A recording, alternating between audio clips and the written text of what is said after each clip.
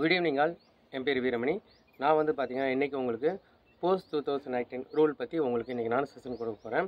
Post act எப்படி உருவாச்சு, எதனால் போஸ்ட் ஆக்டை அப்ளை பண்ணுறாங்க அப்படிங்கிறது எல்லாமே நம்ம கிளியராக தெரிஞ்சுக்கிறதுக்கு தான் இந்த செஷன். சரிங்களா? POSH act that means what அப்படின்னு முதல்ல தெரிஞ்சுங்க. Prevention of sexual harassment.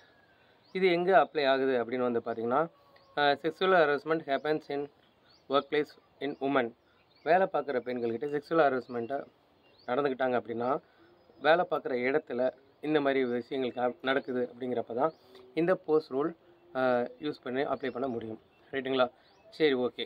Post act எப்போ உருவாச்சுன்னு நான் சொல்லிட்டேன். 2013 டிசம்பர் மாதம் தான் இதை இம்ப்ளிமெண்ட் பண்ணாங்க. அப்போ நம்ம 2018 டிசம்பர் அப்படின்னு பார்க்குறப்ப உங்களுக்கு என்ன விஷயங்கள் ஞாபகத்துக்கு வருதுன்னு தெரிஞ்சுக்கலாமா? இந்தியாவில் ஒரு பெரிய பிரச்சனையே உருவாச்சு. Just think about it. என்ன கேஸாக இருக்கும்? நிர்பயாஸ் கேஸ். நிர்பயா கேஸை பற்றி உங்கள் எல்லாருக்குமே தெரியும். 2013 வந்து என்ன நடந்துச்சு, அந்த பொண்ணை வந்து பஸ்ஸில் அவங்க ஃப்ரெண்டு கூட போயிட்டு இருக்கும்போது அந்த ஃப்ரெண்டை தலையில் அடித்து அந்த பையனை கீழே விழ வச்சுட்டு அந்த பொண்ணை பஸ்ஸில் இருந்து சில பேர் என்ன பண்ணிட்டாங்க, அவங்க பொண்ணை ரேப் பண்ணிட்டாங்க. சரிங்களா? ஸோ இதுதான் அந்த 2013 நடந்தது. ஸோ நிர்பயா பிரச்சனைனால தான் இந்த போஸ்ட் ஆக்ட் உருவாச்சா அப்படின்னா கிடையவே கிடையாது. இதுக்கு முன்னாடியே இது சம்மந்தப்பட்ட வேலைகள் எல்லாமே கவர்மெண்ட் எடுத்து வேலை பார்க்க ஆரம்பிச்சிட்டாங்க. ரைட்டுங்களா? ஸோ இதெல்லாம் பற்றி நம்ம கிளியராக தெரிஞ்சுக்கலாம்.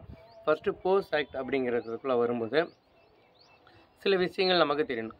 Prevention, prohibition and redressal. Right? ப்ரிவென்ஷன்னா என்ன?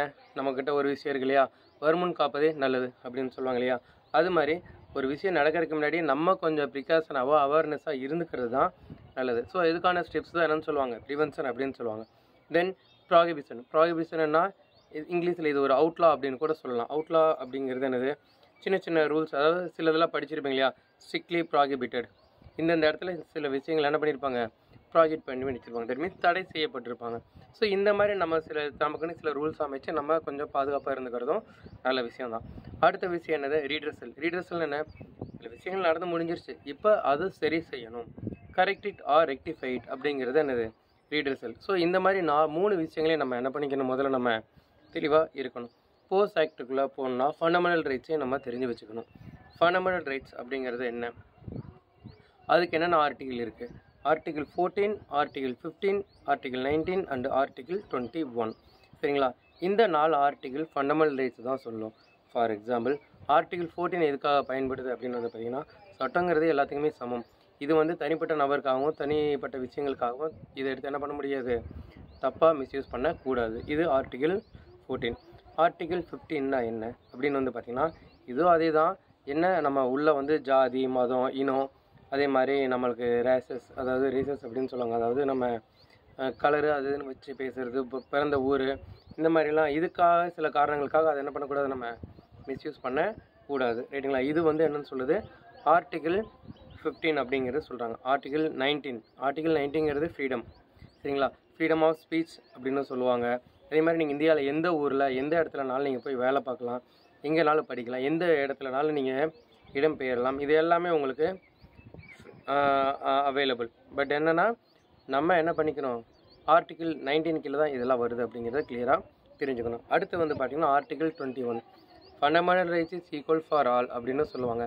நீங்கள் பேசிக் ஃபண்டமெண்டல் அடிப்படை சட்டத்துக்கு கீழே நீங்கள் என்ன பண்ணிக்கணும், நடந்துக்கிறது நல்ல விஷயம். இதை நடந்துக்கிட்டு சட்டத்தை கரெக்டாக ஃபாலோ பண்ணுங்கள். அது வந்து என்னது, இது ஃபாலோ பண்ணிங்கனாலே உங்களோட தனிப்பட்ட சுதந்திரமோ எதுவுமே பறிக்கப்படாது அப்படிங்கிறது தான் ஆர்டிகிள் 21. இந்த ஆர்டிகிள் 4மே ரொம்ப இம்பார்ட்டன்ட். ஏன்னா இது எல்லாமே அடிப்படை சட்டங்கள், அடிப்படை உரிமைகள் அப்படின்னு கூட சொல்லுவாங்க. ரைட்டுங்களா? சரி, இப்போ இந்த 4 வச்சு தெரிஞ்சுக்கிட்டோம். இப்போ அடுத்து என்ன, போஸ்ட் ஆக்ட் தான். சரிங்களா? போஸ்ட் ஆக்ட் நீங்கள் சொன்னீங்க நிர்பயா கேஸ் கீழே வராது, கேஸ்க்கு வந்தனால தான் வந்தது அப்படின்னு சொன்னீங்க. ஆனால் அது கிடையாதுன்னு நீங்கள் சொல்லுவீங்க. எப்போ வந்துச்சு அப்படின்னு முதல்ல தெரிஞ்சுங்க. 1992 ராஜஸ்தான் கவர்மெண்ட் என்ன பண்ணாங்க, பெண் குழந்தைகளை ரொம்ப சின்ன வயசுலேயே என்ன பண்ணாங்க, நிறைய கல்யாணம் நடந்துக்கிட்டு இருந்தது. அது ஏகாதசி அப்படின்னு ஒரு நாளில் அங்கே ஒரு ஃபெஸ்டிவலே நடக்கும். அந்த ஃபெஸ்டிவலில் பெண் குழந்தைங்களுக்கு தான் அதிகமாக திருமணங்கள் நடைபெற்றுட்டு இருக்கும். ஸோ இதை வந்து ராஜஸ்தான் கவர்மெண்ட் என்ன பண்ணாங்க, ஸ்டாப் பண்ணுவோம் அப்படின்னு சொல்லி என்ன பண்ணாங்க, நிறையா உமன் ஆர்கனைசேஷனு, தன்னார்வலர்கள் எல்லாத்தையும் பிடிச்சி என்ன பண்ணாங்க, இதுக்கு கொஞ்சம் கவர்மெண்ட்டு கையில் சப்போர்ட் பண்ணுங்கள், பெண் குழந்தை திருமணத்தை தடை செய்யுங்க, குழந்தை திருமணத்தை தடை செய்யலாம் அப்படின்னு சொல்லி பிளான் பண்ணி இறங்குனாங்க அந்த ஏகாதசி ஃபெஸ்டிவலுக்கு. ரைட்டுங்களா? இப்போ இறங்குனாங்க. சரி, அன்னைக்கு அதுக்கு ரிலேட்டடாக நிறைய வில்லேஜஸில் போய் கேம்ப் போட்டாங்க. இதுக்கு பதிலாக போலீஸு, மெஜிஸ்ட்ரேட்டு, சோசியல் தன்னார்வ அமைப்பு எல்லாமே உள்ளே வந்தாங்க. சில வில்லேஜில் என்ன பண்ணலை, அதுக்காக ஸ்பேஸ் கொடுக்கல. எம்எல்ஏஓ, எம்பி இவங்களோட சப்போர்ட்ஸ் கீழே என்ன பண்ணாங்க, இந்த கேம்பெல்லாம் நிறைய பேர் எதிர்த்து இதை செய்ய விடாமல் பார்த்துக்கிட்டாங்க. பட்டு ஒரு கிராமத்தில் பன்வாரியா தேவி அப்படிங்கிறவங்க இருந்தாங்க. அவங்களும் சோசியலிஸ்ட்டு தான். இந்த சைல்டு மேரேஜை ஸ்டாப் பண்ணுறதுக்காக அவங்களுமே இறங்கி வேலை பார்த்தாங்க. அவங்க கிராமத்துக்கிட்ட இவ்வளோ பிரச்சனையும் மீறி என்ன பண்ணாங்க, ஒரு ஃபேமிலி பிறந்த 9 மாத குழந்தையவே கல்யாணம் பண்ணி வைக்கலாம் அப்படின்னு முடிவு பண்ணி பிளான் பண்ணாங்க. நைட்டு 2 மணிக்கு இதை பண்ணி இந்த மேரேஜை முடிப்போம் அப்படின்னு பிளான் பண்ணாங்க. இதை தெரிஞ்ச பன்வாரியா தேவி மெஜிஸ்ட்ரேட்டு எல்லாமே போலீஸ் எல்லாத்தையும் கூட்டிகிட்டு போய் என்ன பண்ணாங்க, டோட்டலாக இந்த மேரேஜை ஸ்டாப் பண்ணிட்டாங்க.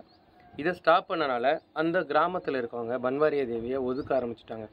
என்ன மாதிரினா, அவங்களுக்கு பால் கொடுக்கக்கூடாது, காய்கறிகள் வழங்கக்கூடாது, அவங்களுக்கு எந்த உணவுப் பொருட்களும் கொடுக்க வேண்டாம் அப்படின்னு ஊர் மக்கள் எல்லாம் சேர்ந்து முடிவெடுத்து இந்த பொண்ணை பன்வாரியா தேவியை தனியாக வச்சிட்டாங்க.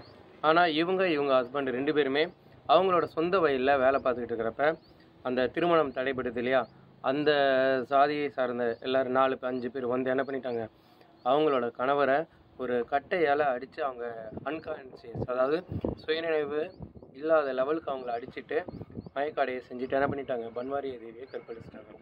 ஸோ இது நடந்து முடிய பன்வாரியா தேவி காயங்கள், அவங்களோட ட்ரெஸ் எல்லாம் கிழிஞ்சிருந்து போலீஸ் ஸ்டேஷனுக்கு அப்போ பஸ் ஃபெசிலிட்டிஸ் இல்லை, நடந்து தான் போய் ஆகணும். கிழிஞ்ச ட்ரெஸ்ஸு அவங்க ஹஸ்பண்டோட டர்பனை எடுத்து அவங்க மேலே போட்டு கவர் பண்ணிவிட்டு 3 கிலோமீட்டர் நடந்து போலீஸ் ஸ்டேஷனில் போய் கேட்டாங்க. பட் போலீஸ் ஸ்டேஷன் உடனே எஃப்ஐஆர் போடலை.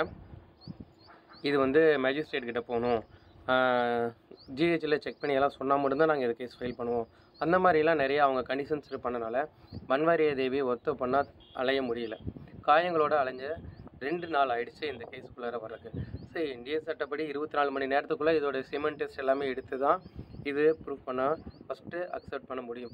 ஆனால் 48 மணி நேரம் ஆனனால சிமனோட ஆக்டிவேஷன் ரொம்பவே குறைஞ்சிச்சு. அதனால் என்ன பண்ண முடியல, இது அவங்களுக்கு சாதகமாக அமையலை. அதுவும் இல்லாமல் அவங்க ஹஸ்பண்டை வலுவாக தாக்கி அன்கான்சியஸில் இருந்தனால அவர் சாட்சி சொன்னாலுமே அதை ஏற்றுக்க மறுத்துட்டாங்க. இதுக்குள்ளே பொலிட்டீஷியன்ஸோட தலையீடு, எம்எல்ஏஸு, சில உள்ளூர் பெரியவங்க எல்லாரும் ஜாதி சார்ந்து எல்லாமே நிறையா இருந்தனால 5 ஜட்ஜு இந்த கேஸ்க்கு வந்து தீர்ப்பு சொன்னாங்க. ஆனால் அது எதுவுமே இவங்களுக்கு சாதகமாக அமையல. இருந்தாலும் கோவப்பட்ட பெண்கள் சார்ந்த அமைப்புகள் எல்லாமே பன்வாரியா தேவிக்கு ஆதரவாக தான் இருந்தாங்க. இதில் விசாகா, அது இல்லாமல் ஒரு 4 தன்னார்வ அமைப்புகள், உமன் ஆர்கனைசேஷன், இவங்க எல்லாருமே சேர்ந்து என்ன பண்ணாங்க, ராஜஸ்தான் கவர்மெண்ட்டுக்கு எகெயின்ஸ்டாக திரும்பவும் கேஸை போட்டு என்ன பண்ணாங்க, பன்வாரியா தேவிக்கு நியாயத்தை கேட்டாங்க. இது பன்வாரியா தேவிக்கு சாதகமாக தீர்ப்பு அமைஞ்சுது. இதை பாராட்டின இந்தியன் கான்ஸ்டியூஷன் என்ன பண்ணாங்க, விசாகா கைட்லைன்ஸ் அப்படின்னு ஒன்று உருவாக்கி வேலைக்கு போகிற பெண்களுக்கான சட்டத்தை ஒன்று உருவாக்க பிளான் பண்ணாங்க. இது 1997லேயே இது சம்மந்தப்பட்ட வேலை ஏற்பாடுகள் எல்லாமே நடந்து முடிஞ்சுது. ஸோ இது 2013 டிசம்பர் மாதம் இந்த போஸ் ஆக்ட் உருவாக்கப்பட்டது. போஸ் ஆக்ட் ஒர்க்கிங் பிளேஸில் தான் நடக்கும். போஸ் ஆக்டை அங்கே தான் அப்ளை பண்ண முடியும். ஒர்க்கிங் பிளேஸ்னால் என்ன அப்படின்னு முதல்ல தெரிஞ்சுங்க. நீங்கள் ஒரு வேலை பார்க்குற அனைத்து இடங்களையுமே ஒர்க்கிங் பிளேஸ் தான் சொல்லுவாங்க. ஒர்க் ஃப்ரம் ஹோம் அப்படின்னு சொல்கிறது, வீட்டில் இருந்து வேலை பார்க்குறது, ஒர்க்குக்காக நீங்கள் ட்ராவல் பண்ணுறது, ஒரு ஒர்க் பிளேஸில் கம்பெனி உங்களுக்காக ஹோட்டல் புக் பண்ணியிருப்பாங்க, அதுவுமே ஒர்க்கு சார்ந்த விஷயங்களுக்காக தான் நம்ம போகிறது. ஒர்க்கு சார்ந்த எந்த விஷயங்களும் நீங்கள் ஃபோனில் பார்த்தாலும் அது எல்லாமே ஒர்க் பிளேஸ் தான், சரிங்களா? இந்த இடத்துல அதாவது முக்கியமாக பெண்கள்கிட்ட தப்பாக நடந்துக்க முற்பட்டால் நீங்கள் எந்த போஸ் சட்டத்தை பயன்படுத்தலாம்.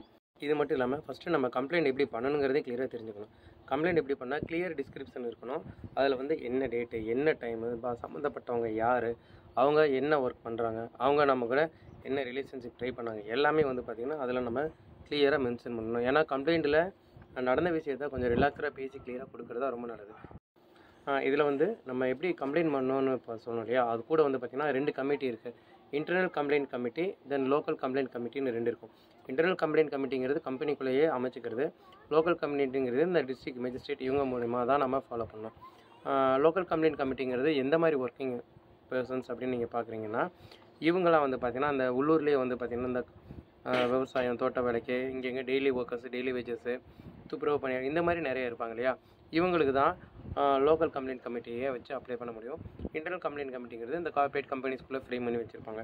ஸோ இந்த பேசிஸ் கீழே தான் நம்ம எல்லாமே என்ன பண்ணி ஆகணும், நம்ம மூவ் ஆகணும். சரிங்களா? இன்றைக்கி நம்ம பார்த்த இந்த போஸ்ட் ட்ரைனிங்கில் இது ஜஸ்ட்டு நம்ம ஒரு இன்ட்ரடக்ஷன் தான். சரிங்களா? தேங்க்யூ.